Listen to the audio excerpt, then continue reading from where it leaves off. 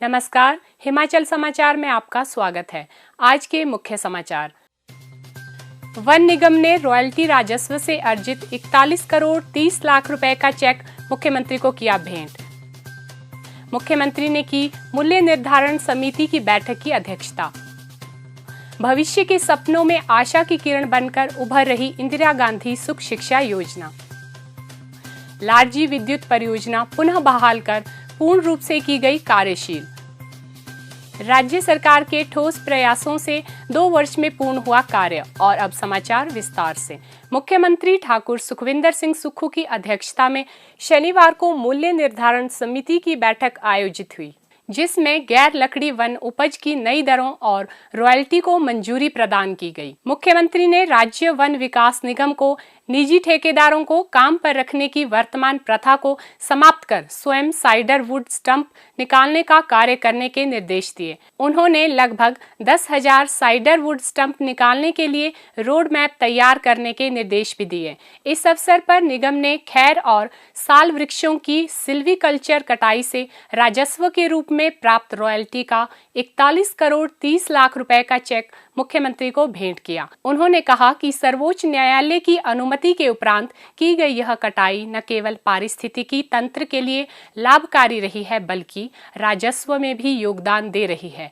मुख्यमंत्री ने वन विभाग को गर्मी के मौसम को ध्यान में रखते हुए जंगलों में आग की घटनाओं को रोकने के लिए त्वरित और प्रभावी व्यवस्था करने के निर्देश दिए। उन्होंने कहा कि स्थानीय समुदायों की भागीदारी बढ़ाकर आग की घटनाओं को नियंत्रित करना चाहिए। मुख्यमंत्री ने वन विभाग की विभिन्न योजनाओं की समीक्षा की और क्षतिग्रस्त वृक्षों का समय पर निपटान सुनिश्चित करने के निर्देश दिए, ताकि नुकसान को कम कर राजस्व में वृद्धि की जा सके। मुख्यमंत्री ठाकुर सुखविंदर सिंह सुक्खू के सशक्त नेतृत्व में प्रदेश में आरंभ की गई इंदिरा गांधी सुख शिक्षा योजना गरीब परिवारों के लिए आशा की किरण बनकर उभर रही है। इस योजना से उन परिवारों को संबल प्राप्त हो रहा है जो अपनी आर्थिक स्थिति के कारण बच्चों की पढ़ाई का खर्च वहन नहीं कर सकते। ऊना जिला की श्रीमती आशापुरी ने इंदिरा गांधी सुख शिक्षा योजना आरंभ करने के लिए मुख्यमंत्री ठाकुर सुखविंदर सिंह सुक्खू का आभार व्यक्त करते हुए कहा कि हम ऐसी सरकार बार बार देखना चाहते हैं। श्रीमती आशा ने 5 वर्ष पहले अपने बेटे को खो दिया था। तब से वह अपनी बहू और 2 पोतियों के साथ रह रही है। परिवार को लड़कियों की पढ़ाई का खर्च वहन करना तो दूर, अपने दिनचर्या के खर्चे उठाने में कठिनाई का सामना करना पड़ रहा था।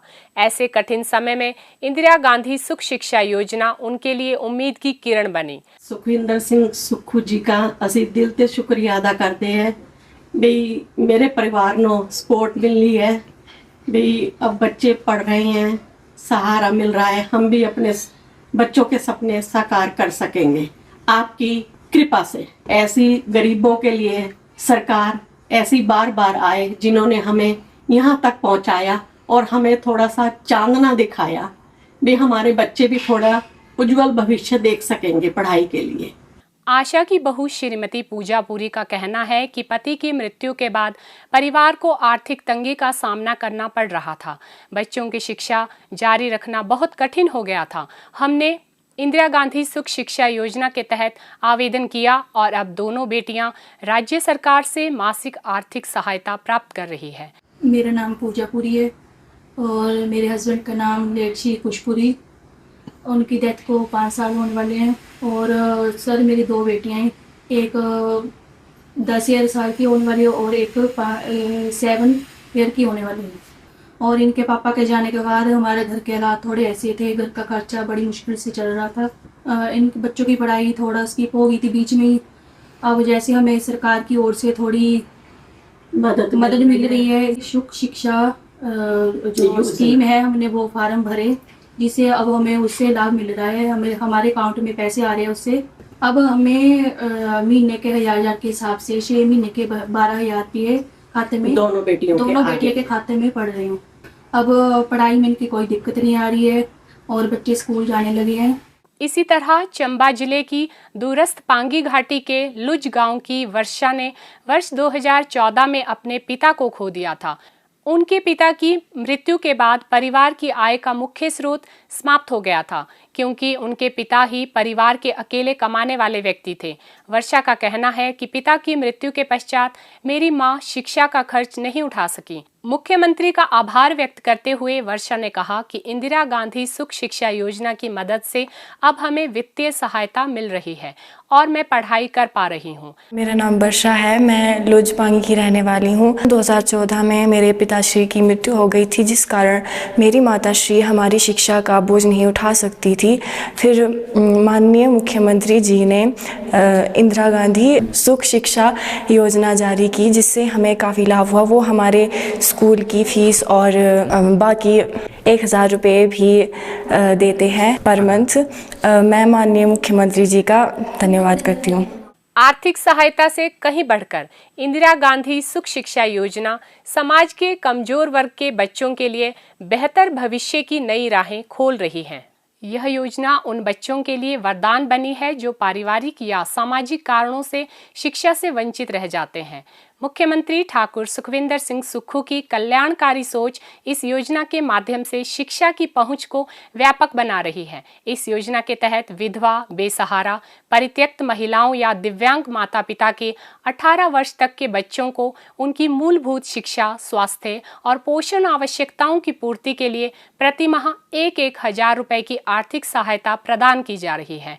उच्च शिक्षा के लिए सरकारी संस्थानों में डिग्री, डिप्लोमा या व्यावसायिक पाठ्यक्रमों में नामांकित 18 से 27 वर्ष की आयु के छात्रों को मुफ्त शिक्षा प्रदान की जा रही है। छात्रावास की सुविधा उपलब्ध नहीं होने की स्थिति में पीजी आवास के लिए 3,000 रुपए प्रतिमाह की वित्तीय सहायता दी जाती है। वर्तमान में 18 वर्ष तक की आयु के 21,288 बच्चे तथा 18 से 27 वर्ष की आयु तक के 3,347 विद्यार्थियों को इस योजना के तहत लाभार्थी के रूप में चिन्हित किया गया है। राज्य सरकार द्वारा इस योजना के क्रियान्वयन के लिए वित्त वर्ष 2025-26 के दौरान लगभग 28 करोड़ 23 लाख रुपए व्यय किए जाएंगे। इस योजना की पात्रता के लिए आवेदक हिमाचल प्रदेश का स्थायी निवासी होना चाहिए तथा परिवार की वार्षिक आय 1 लाख रुपए से कम होनी चाहिए। कुल्लू जिले में 126 मेगावाट क्षमता की लारजी जल विद्युत परियोजना को पूरी तरह बहाल कर कार्यशील किया गया है। यह परियोजना 9 और 10 जुलाई 2023 को ब्यास नदी में आई बाढ़ के कारण पूरी तरह क्षतिग्रस्त हो गई थी। इस परियोजना को बहाल करने का कार्य 2 वर्ष से भी कम समय में पूर्ण हुआ है। राज्य सरकार के दक्ष और मजबूत प्रयासों के कारण यह कार्य संभव हुआ, जिससे बड़े आर्थिक नुकसान से बचाव हो पाया है। मुख्यमंत्री ठाकुर सुखविंदर सिंह सुक्खू के नेतृत्व में राज्य सरकार द्वारा इस परियोजना को पुनः कार्यशील करने के लिए प्रारंभ में 25 करोड़ रुपए की राशि आवंटित की गई। इसके पश्चात 35 करोड़ रुपए और तत्पश्चात 185 करोड़ 87 लाख रुपए की अतिरिक्त राशि स्वीकृत की गई। मुख्यमंत्री ने हिमाचल प्रदेश राज्य विद्युत बोर्ड लिमिटेड के इंजीनियरों और कर्मचारियों की कड़ी मेहनत और समर्पण की सराहना की, जिन्होंने इस परियोजना को बहाल करने के लिए पूर्ण समर्पण से कार्य किया। वर्तमान में परियोजना के तीनों टरबाइन कार्यशील हैं और विद्युत उत्पादन आरंभ कर दिया गया है। बाढ़ के कारण टरबाइन इकाइयों के अंदर भारी मात्रा में मलबा जमा हो गया था, जिससे वे कई महीनों तक काम नहीं कर पाए। क्योंकि तकनीकी रूप से मलबा हटाना संभव नहीं था, इसलिए मलबे को कार्यबल द्वारा साफ किया गया। भविष्य में होने वाली प्राकृतिक आपदाओं से बचाव के लिए परियोजना की सुरक्षा के लिए कई निवारक उपाय किए गए हैं। ढलान स्थिरीकरण कार्य के लिए केवल जाल और रॉक फॉल बैरियर स्थापित किए गए हैं।